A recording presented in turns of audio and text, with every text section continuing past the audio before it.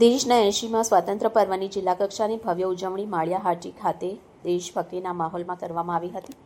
ઉર્જા અને કાયદા રાજ્યમંત્રી તથા જૂનાગઢ જિલ્લાના સહપ્રભારી મંત્રી કૌશિકભાઈ વિકરિયાના વરદ હસ્તે રાષ્ટ્રધ્વજ ફરકાવી ધ્વજવંદન કરવામાં આવ્યું. મંત્રીશ્રીએ રાષ્ટ્રધ્વજને સલામી આપી ખુલ્લી જીપમાં પરેડનું નિરીક્ષણ કર્યું હતું.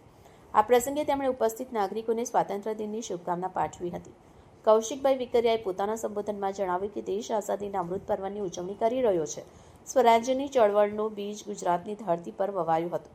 મહાત્મા ગાંધીજીએ સ્વરાજ્યનો સંકલ્પ લીધો ત્યારથી સમગ્ર દેશે આઝાદીની લડતને જન આંદોલનનું સ્વરૂપ આપ્યું. આ પ્રસંગે મંત્રીશ્રી દ્વારા માળિયા હાટીના તાલુકાના વિકાસ કાર્યો માટે ₹25 લાખનો ચેક અર્પણ કરવામાં આવ્યો.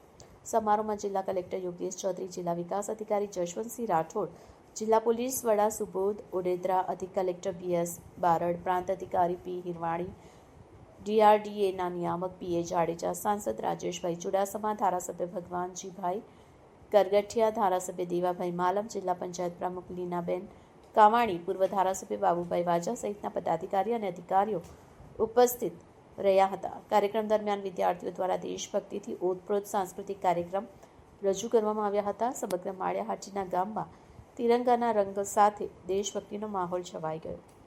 રિપોર્ટર હર્ષ પડા, A to Z news, Keshod. Taluka વિદ્યાલયોના બાળકો પણ જોડાયા. વચ્ચે વરસાદ પડી પણ બાળકોનો જે જુસ્સો હતો એ જોવાલાયક હતું. બહુ સારી રીતે કાર્યક્રમ સફળ થયો. જૂનાગઢ જિલ્લાના બધા લોકોને સ્વતંત્ર દિવસની ખૂબ ખૂબ શુભકામનાઓ.